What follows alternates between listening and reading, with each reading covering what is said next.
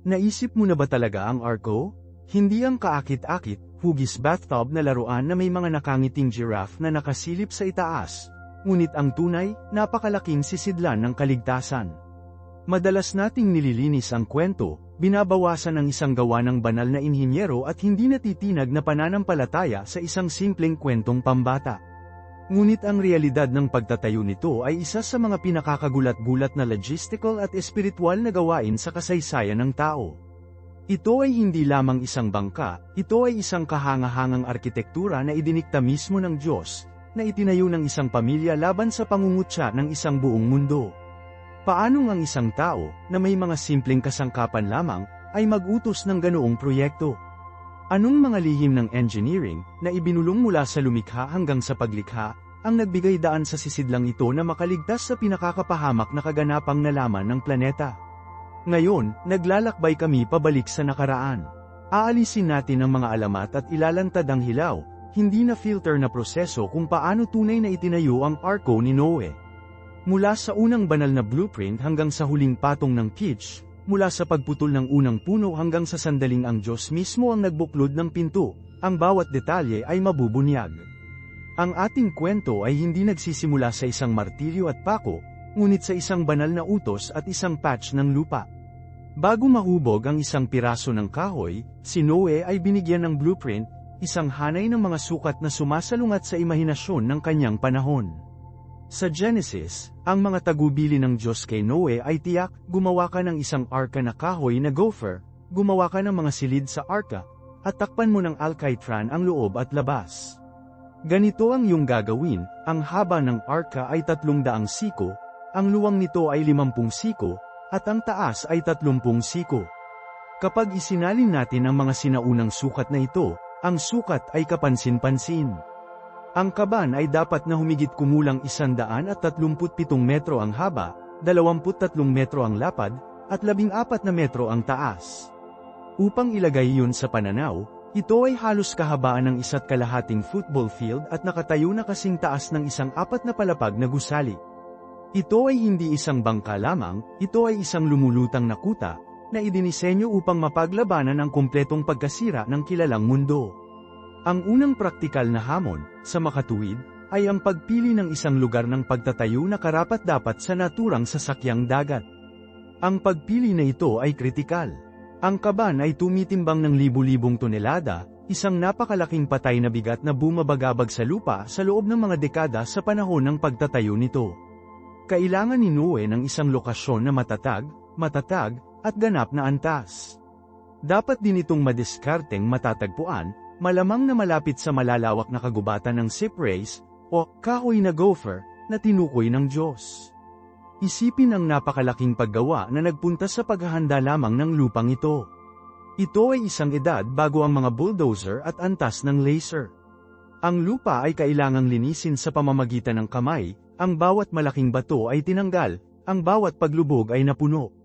Si Noe at ang kanyang mga anak na lalaki ay gumugol ng mga buwan, marahil kahit na mga taon, sa gawaing pag-uurong sulong ng pagpapatag ng lupain. Gumamit sana sila ng mga paunang pambalot, mga pabigat sa isang string, upang tingnan kung may levelness at hamukay sila ng mga komplikadong drainage channel sa paligid ng perimeter. Ang lupa ay kailangang maging handa upang matiis hindi lamang ang napakalaking bigat kundi pati na rin ang patuloy na halumigmig, na tinitiyak na ang pundasyon ng kanilang trabaho ay hindi lilipat o lulubog, na maaaring maging sakuna para sa integridad ng istruktura ng Arco. Bawat pala ng dumi, bawat batong gumagalaw, ay isang gawa ng hindi natitinag na pagsunod sa harap ng mundong hindi pa nakikita ni isang patak ng ulan. Sa paglalatag ng pundasyon, nagsimula ang susunod na monumental na gawain, pagtitipo ng mga hilaw na materyales. Tinukoy ng Diyos ang kahoy na gopher, na pinaniniwalaan ng maraming iskolar na isang uri ng cypress. Ito ay isang mahusay na pagpipilian. Ang kahoy na cypress ay kilala sa hindi kapani-paniwalang tibay at natural na paglaban sa pagkabulok at tubig, na ginagawa itong perpektong material para sa isang sisidlan na idinisenyo para sa pangmatagalang kaligtasan ng tubig. Ngunit ang pagkuha nito ay isang hamon ng napakaraming sukat. Ito ay hindi isang paglalakbay sa lokal na bakuran ng tabla. Nangangailangan ito ng pagputol ng daan-daang malalaking puno. Isip-isipin si Noe at ang kanyang mga anak, na armado ng mga palakol at primitive na mga lag-ari. Ang maindayog na hampas ng metal laban sa kahoy ay umaalingaw-ngaw ng milya-milya, isang pare-pareho, malungkot na tunog sa isang mundo na walang pakialam sa kanila. Ang bawat puno, isang higanti ng sinaunang mundo, ay kailangang ibagsak, tanggalin ang mga paa, at ihanda para sa transportasyon. At ang transportasyon mismo ay isang masterclass sa sinaunang engineering. Ang mga trosong ito, na tumitimbang ng maraming tonelada bawat isa, ay kailangang ilipat mula sa kagubatan patungo sa lugar ng pagtatayo. Ito ay malamang na nagawa sa pamamagitan ng isang napakabagal at mapanganib na sistema ng mga kahoy na roller at lever. Isipin ang eksena, mga pangkat ng mga lalaki, marahil ay tinutulungan ng mga halimaw na pasanin, na pinipilit ang bawat kalamnan upang gabayan ang malalaking trunks na ito sa ibabaw ng mga gumugulong na troso, pulgada sa naghihirap na pulgada. Ang patuloy na banta ng pagkadulas ng isang troso, ng napakalaking bigat na dumudurog sa isang paa o isang buhay, ay palaging naroroon. At ang lahat ng ito ay ginawa sa ilalim ng ulap ng panunuya ng publiko. Hindi ito isang tanyag na proyekto ng komunidad. Para sa mga lokal na naninirahan, ito ay isang palabas ng ganap na kabaliwan. Si Noe ay hindi nakita bilang isang propeta, siya ay nakita bilang isang baliw na matanda, nag-aaksaya ng kanyang buhay sa isang handal na proyekto para sa isang baha na walang kahulugan. Gayunpaman, hindi kailanman nag-alinlangan ang kanyang pasya. Ito ay nagpapaalala sa atin ng propetang si Jeremias, kung saan sinabi ng Diyos, bago kita inanyuan sa sinapupunan ay kilala kita, bago ka isinilang ay pinabanal kita. Si Noe, din, ay isang taong pinili para sa isang layunin bago pa man natipon ang mga unang ulap ng paghatol. Ang kanyang paniniwala ay kailangang mag-ugat hindi sa pagsang-ayon ng kanyang mga kasamahan, kundi sa hindi natitinag na tinig ng kanyang mailalang, isang tinig na nangako kapwa ng pagkawasak at pagpapalaya. Kapag ang troso ay naipon, isang tunay na gawa ng tao na kagubatan na nakahiga sa lugar ng konstruksyon, ang tunay na hamon sa arkitektura ay nagsimula, pag-frame ng sisidlan. Ang mga sukat na ibinigay ng Diyos ay nakakabigla sa panahong yun. 300 siko ang haba, 50 siko ang lapad, at 30 siko ang taas. Upang ilagay iyon sa pananaw, pinag-uusapan natin ang tungkol sa isang sisidlan na humigit kumulang 450 talampakan ang haba, 75 talampakan ang lapad, at 45 talampakan ang taas. Iyon ay 1.5 football field ang haba, na may taas na 4 na palapag na gusali. Ito ay hindi isang bangka, ito ay isang lumulutang na kuta, isang napakalaking barge na idinisenyo hindi para sa bilis o pag-navigate, ngunit para sa katatagan at kaligtasan. Ito ay may isang layunin, upang magtiis. Ang pagtatayo ay malamang na nagsimula sa kilya, ang napakalaking gitnang sinag na bumubuo sa gulugad ng isang barko. Ang nag-iisang piraso ng troso ay napakalaki, isang testamento sa mga higanteng puno ng mundo bago ang baha.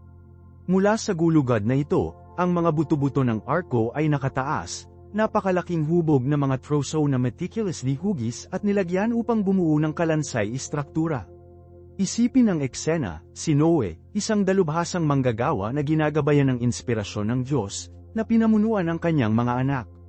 Wala sana silang blueprint sa papel. Ang blueprint ay nasa isip ni Noe, na direktang nakipag-ugnayan sa Diyos. Bawat anggulo, bawat dugtungan ay kailangang maging tumpak. Gumamit sana sila ng mga mortise at tenon joints, isang sopistikadong woodworking technique kung saan ang isang projecting piece, ang tenon, ay akmang-akma sa isang butas, ang mortise, sa isa pang troso, na lumilikha ng isang hindi kapani-pani walang malakas, magkadugtong na koneksyon, malamang na sinigurado ng malalaking kahoy na peg. Makapal na sana ang hangin sa amoy ng sariwang cut na cypress at nakakabinging ingay ng construction. Ang maindayog na kalansing ng mga mallet na nagtutulak ng mga peg, ang tunog ng rehas na tunog ng mga primitive na lag-ari na gumagawa sa makakapal na kahoy, ang mga hiyawan ng mga lalaking nag-uugnay sa pagtataas ng isa pang napakalaking tadyang sa lugar. Ito ay hindi isang tahimik, mapagnilay-nilay na gawa ng pananampalataya, ito ay isang nakakapanghina, pisikal na pagpaparusa, maingay na testamento sa kanilang pagsunod. Ang pag-angat ng mga beam na ito, ang ilan ay tumitimbang ng libu-libong libra, ay mangangailangan ng isang komplikadong sistema ng mga lubid, rampa, at mga lever, isang simponya ng pinag-ugnay na pagsisikap at hilaw na lakas. Ang isang pagkakamali, isang sandali ng kawalan ng pansin, ay maaaring magresulta sa kabiguan o malubhang pinsala. Ang kanilang mismong buhay ay hinabi sa pagtatayo ng kanilang kaligtasan. Habang nahuhubog ang kwadro, ang napakalawak at kalansay nito ay tumataas sa kalangitan, ang pangungutya ng mga nanunood ay tumindi. Ang dating isang tumpok ng mga troso ay ngayon ay isang katawa-tawa, landlocked behemoth. Tuturuan at tatawa ang mga bata. Ang mga matatanda ay mangungutya, "Hoy Noah, nasaan ang karagatan?"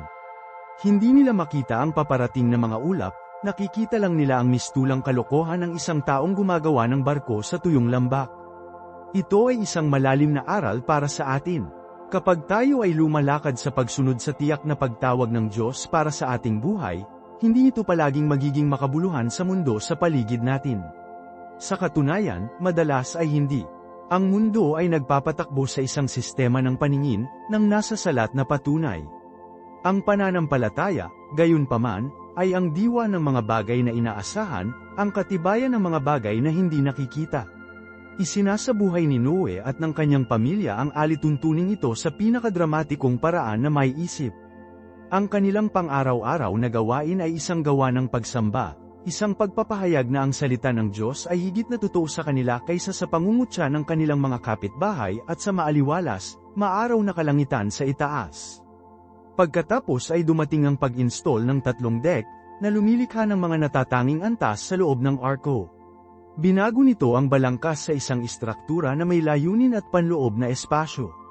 Ang mga sahig na ito ay kailangang sapat na malakas upang masuportahan ang bigat ng libu-libong hayop, ang kanilang pagkain, at mga supply ng tubig tabang sa loob ng mahabang panahon.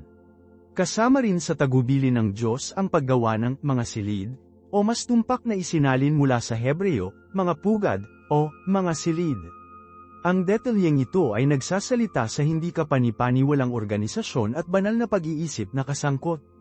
Ito ay hindi lamang isang malaking lungga hold. Isa itong maingat na binalak na lumulutang na santuaryo, na may mga itinalagang espasyo para sa bawat uri ng nilalang, mula sa pinakamaliit na reptilya hanggang sa pinakamalaking hayop sa lupa. Ang paghahati na ito ay mahalaga para sa pamamahala ng mga hayop, pag-iwas sa kaguluhan, at pagtiyak ng kaligtasan ng mga nilalang at ng pamilya ni Noe. Ang bawat kompartimento ay isang maliit na pagkilos ng pangangalaga, isang probisyon na ginawa ng maaga para sa buhay na dapat pangalagaan. Isipin ang napakahusay na logistical genius na kinakailangan para dito. Si Noe at ang kanyang mga anak ay hindi lamang mga karpintero, kailangan nilang maging zookeepers, veterinaryo, at tagapamahala ng supply chain sa magdamag. Kinailangan nilang isaalang-alang ang mga partikular na pangangailangan ng bawat pares ng hayop. Anong uri ng kama ang kailangan ng mga elepante? Paano ka gagawa ng isang kompartimento na ligtas para sa isang leon ngunit nagbibigay daan din para sa pagpapakain at paglilinis? Gaano karaming espasyo ang kailangan ng giraffe? Ang banal na tagubilin para sa mga pugad ay pinilit silang mag-isip ng may tiyak at pangangalaga. Ito ay isang magandang paglalarawan kung paanong ang mga dakilang plano ng Diyos para sa kaligtasan ay laging may kasamang matalik, personal na mga detalye. Hindi lamang niya inililigtas ang sangkatauhan sa isang malawak, abstract na kahulugan, inililigtas niya ang mga individual, kasama ang lahat ng kanilang natatanging pangangailangan at komplikado. Ang pagtatayo ng mga compartment na ito ay isang pisikal na pagpapakita ng personal na pangangalaga ng Diyos para sa kanyang nilikha. Bawat pako na itinutulak, bawat partisyon na itinataas, ay isang gawa ng pananampalataya na alam ng Diyos kung sino at ano ang nais niyang iligtas. Susunod, dumating tayo sa isang kaakit-akit at napakatiyak na detalye, ang bintana. Sinasabi ng Genesis Kapitulo 6 versikulo 16, gagawin mo ang isang bintana sa arka, at sa isang siko ay tatapusin mo ito sa itaas. Ang salitang Hebreo na ginamit dito ay asterisk sohar, na maaaring isalin bilang isang liwanag, o isang pinagmumulan ng ningning. Maraming mga iskolar ang naniniwala na ito ay hindi isang simpleng window tulad ng iniisip natin, ngunit marahil isang mahabang pagbubukas o isang sistema ng translucent gems na tumatakbo sa haba ng arc sa ilalim lamang ng roofline. Ano man ang eksaktong anyo nito, ang pagkakalagay nito ay susi, ito ay nasa pinakatuktok. mayroon lamang isang mapagkukunan ng liwanag, at ito ay nagmula sa itaas. Isaalang-alang ang psikolohikal na implikasyon ng disenyong ito. Dahil nakalagay ang bintana sa itaas, hindi makatingin si Noah at ang kanyang pamilya sa abot tanaw. Hindi nila makita ang pagtaas ng tubig na lumalamon sa mundong dati nilang kilala. Hindi nila makita ang mga katawan, ang mga labi, ang nakakatakot na katibayan ng paghatol ng Diyos na lumaganap sa kanilang paligid. Sinadya silang protektahan mula sa kakilakilabot. Ang kanilang mga tingin ay nakatutok sa itaas, patungo sa langit, ang pinagmulan ng parehong ulan at ang kanilang pagliligtas. Ang Diyos, sa kanyang matinding awa, ay pinrotektahan ang kanilang mga isip at espiritu tulad ng kanyang pagprotekta sa kanilang mga katawan. Alam niya na ang panunood ng pagkawasak ay magdudulot ng matinding trauma na hindi kayang tiisin. Ito ay isang makapangyarihang metaphor para sa ating sariling buhay. Kapag tayo ay nasa gitna ng isang bagyo, isang pagsubok na nagbabanta sa atin, nasaan ang ating pinagtutuunan ng pansin? Tinitingnan ba natin ang mga naghuhumindig na alon ng ating mga kalagayan, na nakatutok sa kaguluhan at kawalan ng pag-asa? O tumitingin ba tayo, sa iisang bukal ng liwanag at pag-asa? Ang disenyo ng Diyos para sa Arko ay nagtuturo sa atin na ituon ang ating pananaw sa langit, magtiwala sa kanyang soberanya kahit na, lalo na kapag, hindi natin nakikita ang abot tanaw. At pagkatapos ay naroon ang pinto. Ang banal na kasulatan ay malinaw, mayroon lamang isa. Ang pintuan ng kaban ay ilalagay mo sa tagiliran nito. Isang punto ng pagpasok at paglabas sa loob ng maraming dekada, habang itinatayo ang kaban, nanatiling bukas ang pintong iyon. Ito ay isang bukas na paanyaya, isang tahimik na sermon na ipinang-aral sa kahoy na gopher. Ang sinumang nakinig sa babala, sinumang naniwala sa mensahe ni Noe tungkol sa darating na paghuhukom, ay maaaring lumakad sa pintuan na iyon at nakatagpo ng kaligtasan. Ito ay kumakatawan sa isang panahon ng biyaya, isang pagkakataon para sa pagsisisi. Ngunit ang mga tao ay natupok ng kanilang sariling buhay, ng kanilang sariling katiwalian, at hindi nila pinansin ang paanyaya na nakatayo mismo sa kanilang harapan. Ang pinakamalungkot na sandali sa buong salaysay na ito ay nasa Genesis Kapitulo 7 versikulo 16, at kinulong siya ng Panginoon. Hindi si Noah ang nagsara at nagselyo ng pinto. Ito ay ang Diyos mismo. Isipin ang huling, mabigat na tunog na iyon. Ang pagkayod ng kahoy, ang kalabog ng bolt, at pagkatapos, katahimikan. Para sa mga nasa loob, iyon ang tunog ng sukdulang seguridad, ang huling pagkilos ng pangako ng Diyos na protektahan sila. Sila ay tinataka ng kamay ng Diyos mismo. Walang makahawak sa kanila, ngunit para sa mga nasa labas, ang tunog na iyon ay ang pangwakas, hindi mababawi na tunog ng paghatol. Tapos na ang panahon ng biyaya. Ang imbitasyon ay binawi. Ang isang paraan tungo sa kaligtasan ay sarado na ngayon. Ang nag-iisang pintuan na ito ay isang matibay at makapangyarihang simbolo, isa na si Jesus mismo ay muling uulit kapag sinabi niya, "Ako ang pintuan." Kung ang sinuman ay pumasok sa pamamagitan ko, siya ay maliligtas. May isang paraan, isang pinto sa kaligtasan, na ibinigay ng Diyos. At darating ang punto na isasara ang pintong yun. Sa wakas, ang buong istruktura, ang napakalaking sisidlan ng pag-asa, ay kailangang gawing hindi tinatabla ng tubig. Ang tagubilin ng Diyos ay pitch ito sa loob at labas na may pitch.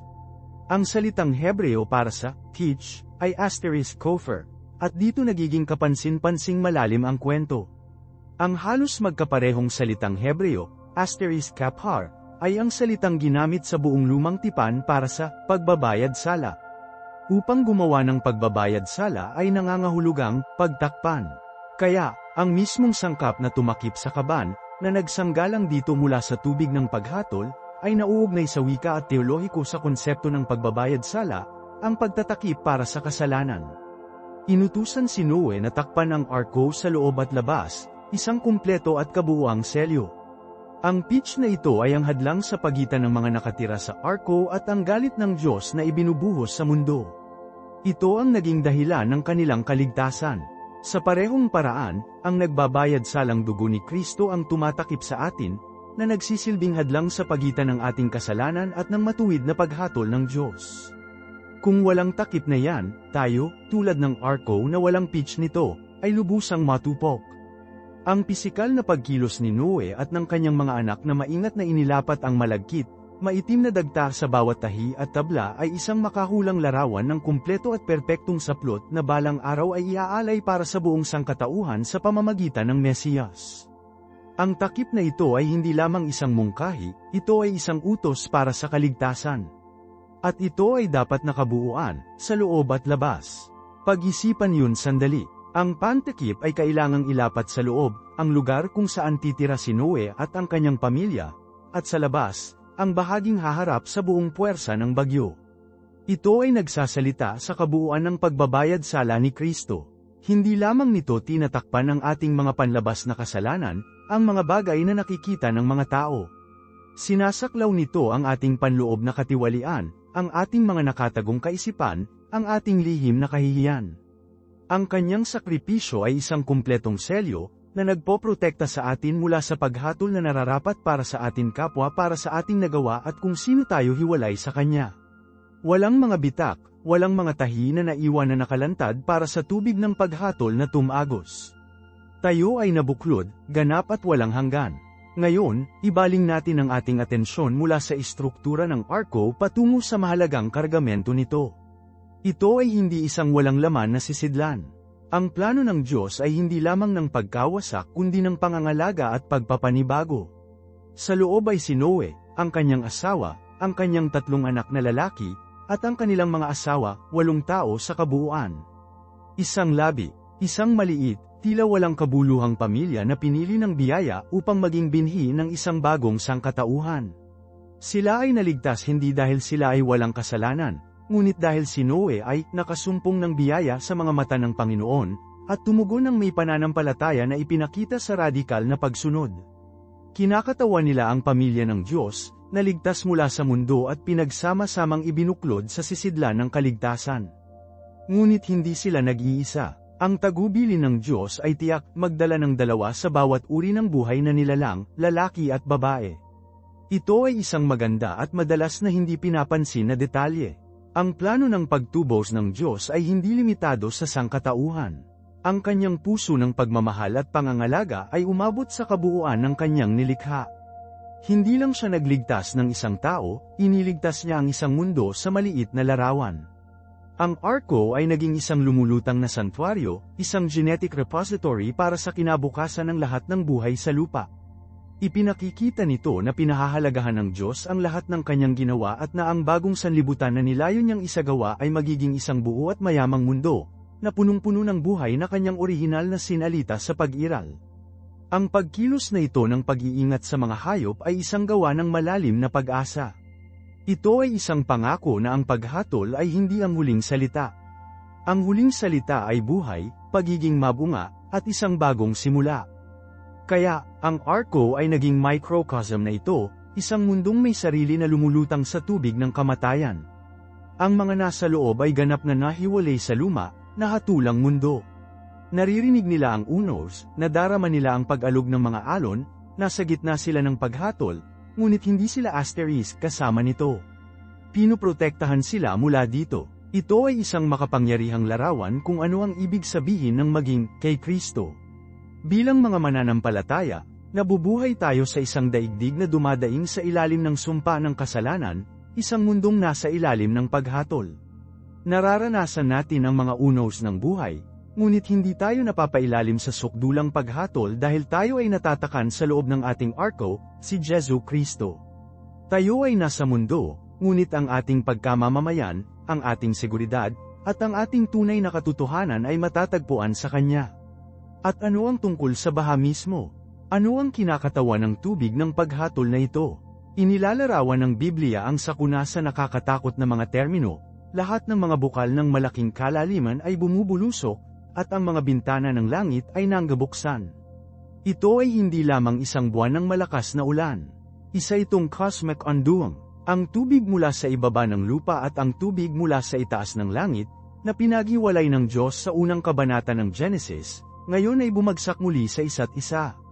Ito ay isang pagbabalik sa walang anyo, matubig na kaguluhan na umiral bago nagsimulang lumikha ang Diyos. Ito ay isang gawa ng decreation, isang sistematikong pag-alis ng isang mundo na naging napaka-corrupt na ang mismong pag-iral nito ay isang paghamak sa kanyang banal na lumikha. Ang tubig ay kasangkapan ng matuwid na puot ng Diyos, isang paglilinis at paglilinis ng lupa. Gayunpaman, sa nakakatakot na katotohanan ito, ang tubig ay nagsilbi ng dalawang layunin. Para sa daigdig ng mga di makadiyos, sila ay tubig ng kamatayan at huling paghatol. Ngunit para kay Noe at sa kanyang pamilya, ang mismong tubig na iyon ang naging instrumento ng kanilang kaligtasan. Ang parehong tubig na lumunod sa masasama ay siyang nag-angat sa arko sa itaas ng mga lumubog na bundok. Ang tubig ng paghatol ay naging tubig ng pagpapalaya. Inihiwalay nila ang pamilya ng pananampalataya mula sa mundo ng kawalan ng pananampalataya, dinadala sila at dinala sa kaligtasan.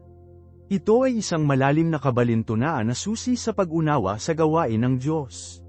Ginawa ni Apostol Pedro na tahasan ang koneksyong ito sa bagong tipan. Sa unang Pedro Kabanata 3, sinabi niya na ang 8 taong ito sa arko ay naligtas sa pamamagitan ng tubig, at pagkatapos ay agad niyang sinabi na ang tubig na ito ay sumisimbolo ng bautismo na ngayon ay nagal iligtas sa iyo. Hindi niya sinasabi na ang pisikal na pagkilos ng pagbabasa sa isang baptistry ay nagal iligtas sa sinuman. Nilinaw niya na ito ay hindi ang pag-alis ng dumi sa katawan kundi ang pangako ng malinis na budi sa Diyos. Ang baha ay isang uri, isang prefigurement, ng bautismo. Kung paanong si Noe ay dumaan sa tubig ng paghatol at lumabas sa isang bago, nilinis na mundo, ang bautismo ay isang larawan ng ating sariling paglalakbay. Kapag nabautismohan ng isang mananampalataya, ipinakikilala nila sa publiko ang kamatayan ni Kristo. Sila ay simbolikong inililibing kasama niya, dumaraan sa tubig ng paghatol na kanyang hinigop para sa kanila. At habang sila ay itinaas mula sa tubig, inilalarawan nila ang kanilang muling pagkabuhay na kasama niya tungo sa isang bagong buhay, isang bagong nilalang, na may malinis na budi, magpakailanman na hiwalay sa kaparusahan ng kanilang lumang buhay. Ang tubig ay isang linya ng paghahati sa kasaysayan. Para kay Noe, nagkaroon ng mundo bago ang baha, at ang mundo pagkatapos. At para sa mananampalataya, mayroong buhay bago si Kristo, at buhay pagkatapos. Kapag tayo ay dumaan sa tubig ng bautismo, na nagpapakilala sa ating arko, tayo ay umaahon sa bagong lupa. Ang lumang mundo, ang lumang buhay, kasama ang kanyang mga katapatan, ang kanyang mga hilig, ang kanyang paghatol, ay nahugasan na. Hindi sa wala na ang mga tukso o mga alaala, ngunit ang kapangyarihan nilang hatulan tayo ay wala na. Ang paghatol na nararapat sa atin ay ganap na naisagawa sa ating kahalili, si Jesu Kristo. Tayo ay, sa isang tunay na kahulugan, mga tao pagkatapos ng paghatol na naninirahan sa isang mundo bago ang paghatol. Dala natin ang katotohanan ng bagong nilikha sa loob natin, kahit na tayo ay naglalakbay sa mga labi ng luma. Ngunit bumalik tayo sandali sa loob ng arko, pagkatapos na huminto ang ulan at hamupa na ang tubig. Isipin ang katahimikan, ang paghihintay.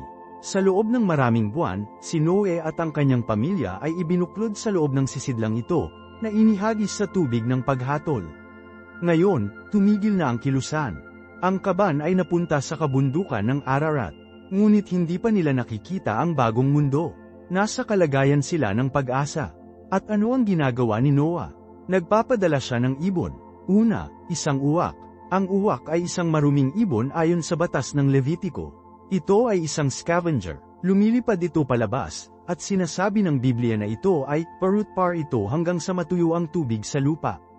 Hindi na ito nagbalik ng ulat na kahanap ito ng isang lugar para sa sarili nito sa gitna ng mga lumulutang na bangkay ng lumang mundo. Kontento na ito sa mundo ng kamatayan. Ang uwak na ito ay isang larawan ng isang huwad na pag-asa, isang makamundong espiritu na nagsisikap na hanapin ang kanyang kabuhayan at ang kanyang tahanan sa isang mundo na nasa ilalim pa rin ng paghatol ng Diyos. Hindi nito kailangan ng ark, dahil komportable ito sa kamatayan. Ngunit pagkatapos, nagpadala si Noah ng isang kalapati, isang simbolo ng kapayapaan, ng kahinahunan. Ang kalapati ay lumipad palabas, ngunit wala itong mahanap na lugar na mapagpahingahan ng kanyang paa. Ang mundo ay isa pa ring matubig na libingan, at kaya bumalik ito sa tanging lugar ng kaligtasan, ang tanging lugar ng buhay, ang arko. At iniunat ni Noe ang kanyang kamay at ibinalik ito sa loob. Ito ay isang magandang larawan ng mananampalataya, ng espiritu na ginawang buhay ng Diyos. Wala tayong mahahanap na tunay na kapahingahan para sa ating mga kaluluwa sa nahulog na mundong ito. Ang ating mga puso, tulad ng kalapati, ay hindi mapakali hanggang sa matagpuan nila ang kanilang kapahingahan kay Kristo, ang ating arko. Maaari tayong lumabas, maaari tayong magsaliksik, ngunit palagi tayong napupunta sa parehong conclusion, walang buhay sa labas. Ang ating kaligtasan, ang ating pagkakakilanlan, ang ating tahanan ay nasa Kanya. Makalipas ang 1 linggo, muling pinalabas ni Noah ang kalapati. At sa pagkakataong ito ay babalik sa gabi, at sa kanyang tuka ay isang bagong pinutol na dahon ng olibo. Ito ang sandali. Ito ang unang tanda ng bagong buhay. Ito ay hindi isang kagubatan, hindi isang bukid, isang solong dahon lamang. Ngunit ito ay lahat. Ito ay isang pangako. Ito ay nasa salat na patunay na ang paghatol ng Diyos ay kumpleto na, ang tubig ay hamupa, at isang bagong nilalang ang nagsisimulang dumaan. Ang punong olibo ay simbolo ng kapayapaan at pagiging mabunga. Ang daong ito ay mensahe mula sa Diyos, ang aking puot ay hamina. Buhay ay nagbabalik, may kinabukasan. At sino ang messenger? Ang kalapati. Sa bagong tipan, nang si Jesus, ang ating dakilang Noe, ay nabautismuhan, ang langit ay bumukas at ang banal na espiritu ay bumaba sa kanya sa anyo ng isang kalapati. Ang banal na espiritu ang nagdadala sa atin ng dahon ng oliba mula sa bagong nilikha. Siya ang nagpapatutuo sa ating mga puso na ang puot ng Diyos ay nasiyahan kay Kristo, na mayroon tayong kapayapaan sa Diyos, at nagbibigay sa atin ng paunang lasa, isang maliit na berdeng dahon, ng buong pamana na darating. Siya ang garantiya ng ating bagong mundo. Sa wakas, dumating ang araw. Ibinigay ng Diyos ang utos, lumabas ka sa arka. Hindi minamadali ni Noah ang pinto. Naghihintay siya sa timing ng Diyos. At habang siya, ang kanyang pamilya, at lahat ng mga hayop ay lumalabas sa malinis at nahugasang lupa, ano ang pinakaunang ginawa ni Noe? Hindi siya nagtatayo ng bahay. Hindi siya nagtatanim ng bukid. Nagtatayo siya ng altar. Ang kanyang unang instinct ay pagsamba. Ito ay isang tugon ng malalim na pasasalamat at malalim na teolohikong pag-unawa. Kumuha siya ng ilan sa bawat malinis na hayop at bawat malinis na ibon at inihahandog bilang mga handog na sinusunog sa altar. Naiintindihan niya na ang kanyang kaligtasan ay hindi nakuha. Ito ay isang gawa ng dalisay na biyaya. At naiintindihan niya na kahit nalinis na ang mundo, nananatili ang problema ng kasalanan sa puso ng tao. Kailangan pa rin ng sakripisyo ng dugo. Isang presyo ang dapat bayaran. Ang gawain ito ng pagsamba, ang sakripisyong ito, ay isang pagkilala sa kabanalan ng Diyos at sa pagiging makasalanan ng tao, at ito ay isang gawa ng pananampalataya, na nagtuturo sa sukdulang sakripisyo na balang araw ay tunay na mag-aalis ng kasalanan ng mundo. At sinasabi ng kasulatan na nang gawin ito ni Noe, na amoy ng Panginoon ang masarap na amoy. Ito ang eksaktong parehong wika na ginamit ni Apostol Pablo sa Efeso upang ilarawan ang sakripisyo ni Kristo para sa atin, na tinatawag itong mabangong handog. Ang sakripisyo ni Noe ay isang tipo, isang anino, na kalugod-lugod sa Diyos dahil ito ay tumuturo sa sakdal, minsan para sa lahat na sakripisyo ng kanyang sariling anak. At bilang tugon sa kaaya-ayang aroma na ito, nangangako ang Diyos. Ito ay isang malalim, nakakapagpabago ng mundong pangako. Sinasabi niya sa kanyang puso, hindi ko na muling susumpain ang lupa dahil sa tao, sapagkat ang intensyon ng puso ng tao ay masama mula pa sa kanyang kabataan. Ni hindi ko na muling sasaktan ang bawat nilalang na may buhay na gaya ng ginawa ko. Habang ang lupa ay nananatili, ang pagtatanim at pag-aani, lamig at init, tag-araw at taglamig, araw at gabi, ay hindi titigil. Pansinin ang hilaw na katapatan dito. Hindi sinasabi ng Diyos na ang baha ay nagtakda ng sangkatauhan. Malinaw niyang sinabi ang kabaligtaran, ang intensyon ng puso ng tao ay masama mula sa kanyang kabataan. Hinugasan ng baha ang mundo, ngunit hindi nito kayang hugasan ang puso ng tao. Ang parehong makasalanang kalikasan na humantong sa paghuhukom ay naruroon pa rin kay Noe at sa kanyang pamilya. Kaya, ano ang nagbago? Binago ng Diyos ang kanyang diskarte. Gumagawa siya ng isang tipan, isang may bisang pangako, hindi batay sa kabutihan ng tao, ngunit batay sa kanyang sariling biyaya at katapatan. Ito ang tinatawag nating Noahic Covenant. Ito ay isang tipan ng pangangalaga. Pangako ng Diyos na itaguyod ang natural na kaayusan ng mundo, na naglalaan ng matatag na kapaligiran para magpatuloy ang buhay at para sa kanyang pinakahuling plano ng pagtubos na mahayag. Ito ang pundasyon ng tinatawag ng mga teologo na karaniwang biyaya. Bawat tao sa lupa, mananampalataya o hindi mananampalataya, ay nakikinabang sa tipan na ito araw-araw kapag sumikat ang araw, iyon ang Noahic Covenant. Kapag ang isang magsasaka ay nagtanim ng isang buto at ito ay tumubo, iyon ang Noahic Covenant.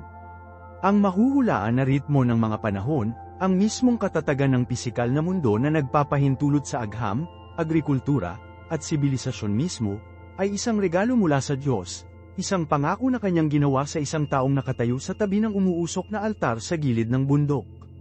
Pinipigilan niya ang kaguluhan at itinataguyod ang mundo mula sa kanyang awa, na nagbibigay sa sangkatauhan ng isang yugto kung saan maaaring isagawa ang mas malaking drama ng kaligtasan. At para mabuklod ang tipan na ito, naglagay ang Diyos ng tanda sa langit. Ang bahaghari, na-domestimate natin ang bahaghari, hindi ba? Inilalagay namin ito sa mga laruan ng mga bata at sa mga cartoons. Ngunit sa orihinal na konteksto nito, ito ay isang nakakagulat na simbolo. Ang salitang Hebreo para sa bow ay ang parehong salita na ginamit para sa isang sandata ng digmaan, tulad ng busog ng isang mamamana. Sa sinaunang mundo, ang isang mandirigma na nagsabit ng kanyang pana ay isang palatandaan na ang labanan ay tapos na at ang kapayapaan ay naitatag. Ano ang ginagawa ng Diyos? Isinasabit niya ang kanyang war bow sa mga ulap, at pansinin kung saang direksyon ito nakaturo. Ang arko ng bahaghari ay itinuro pataas, malayo sa lupa, patungo sa langit. Ito ay simbolo ng paglalatag ng Diyos ng kanyang sandata ng paghatol. Ito ay isang pangako na ang mga pintuan ng kanyang puot ay hindi na muling bubuksan sa ganitong paraan. At may sinabi ang Diyos na kapansin-pansin. Sabi niya, kapag nagdala ako ng mga ulap sa ibabaw ng lupa at ang busog ay nakita sa mga ulap, aalalahanan ko ang aking tipan. Hindi ba hindi ka panipaniwala? Nangangailangan ba ng paalala ang Diyos na may alam sa lahat ng bagay ng sansinukob? Siyempre hindi. Ito ay para sa ating kapakanan. Ipinakikita niya sa atin na ang batayan ng ating katiwasayan ay hindi ang ating alaala sa ating mga pangako sa Kanya, kundi ang Kanyang alaala sa Kanyang mga pangako sa atin. Kapag nakita natin ang bahaghari, tinitingnan natin ang sariling paalala ng Diyos sa Kanyang sarili. Inaanyayahan tayong makita ang ating mundo sa pamamagitan ng Kanyang mga mata ng pangako, ng katapatan, ng pangakong pangalagaan at suportahan, kahit na sa harap ng ating patuloy na paghihimagsik. Ang bahaghari ay isang walang hanggang sermon sa kalangitan, na nangangaral ng mensahe na ang ating mundo ay umiiral hindi sa pagkakataon, ngunit sa pamamagitan ng isang banal na pangako.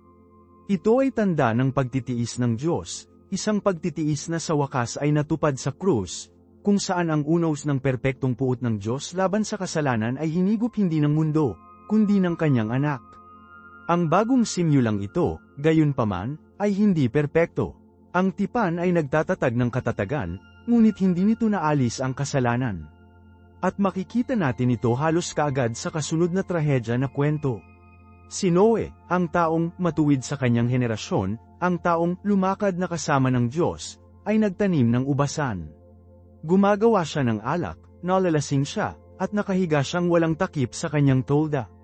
Ang matuwid na bayani ng pananampalataya ay ipinakita sa isang sandali ng malalim na personal na kabiguan at kahihiyan.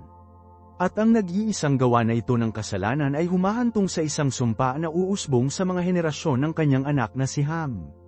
Ito ay isang malinaw at masakit na paalala na ang isang bagong mundo ay hindi sapat. Ang isang bagong kapaligiran ay hindi lumilikha ng isang bagong puso.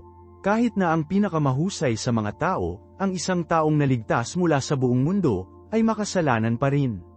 Nilinis ng baha ang mundo ng masasamang populasyon nito, ngunit hindi nito kayang linisin ang puso ng tao sa masamang hilig nito. Ang problema ay nananatili. Si Noe ay isang bagong Adan, binigyan ng bagong simula sa isang bagong mundo, at tulad ni Adan, siya ay nahulog. Ito ay nagpapakita ng nakakasakit ng damdamin na kailanman na hindi maililigtas ng sangkatauhan ang sarili nito. Hindi na ito maayos ng isa pang baha. Ang isang mas mahusay na bayani ay hindi ayusin ito. Kailangan natin ng ibang uri ng kaligtasan. Kailangan natin ng isang tao na hindi lamang makakaligtas sa tubig ng paghatol, ngunit sumisipsip sa kanila. Kailangan natin ng isang tagapagligtas na hindi lamang gagawa ng isang altar ng paghahandog ng hayop, ngunit magiging mismong sakripisyo. Ang kwento ni Noe, kasama ang lahat ng kadakilaan at biyaya nito, sa huli ay tumuturo sa ibayo pa nito, na nagpapakita sa atin ng ating matinding pangangailangan para sa mas dakilang Noe, si Jesu Kristo, na nagdadala sa atin sa isang bagong nilikha hindi sa pamamagitan ng isang arka ng kahoy, ngunit sa pamamagitan ng kaba ng kanyang sariling katawan sa krus. Kaya, nakikita natin na ang kwento ni Noah, kasama ang epikong baha at magandang bahaghari, sa huli ay nagsisilbing palakihin ang ating pangangailangan para sa higit na pagliligtas at isang mas perpektong bayani. Ito ay isang malalim na testamento sa matiyagang biyaya ng Diyos, kahit na ito ay naghahayag ng matigas na pagpapatuloy ng kasalanan sa puso ng tao. Gusto kong iwan sa iyo ito upang pag-isipan, kaya ipaalam sa akin sa mga komento, paano binabago ng pagkaunawa sa bahaghari bilang sariling paalala ng Diyos sa kanyang tipan ang paraan ng pagtingin mo sa kanyang mga pangako sa iyong sariling buhay. Kung nakakakuha ka ng halaga mula sa malalalim na pagsisid na ito, mangyaring tiyaking mag-subscribe at i-ring ang notification bell na yun para hindi mo makaligtaan ang aming susunod na session, kung saan tatalakayin namin ang Tower of Babel. Hanggang sa susunod, ito na si Marco.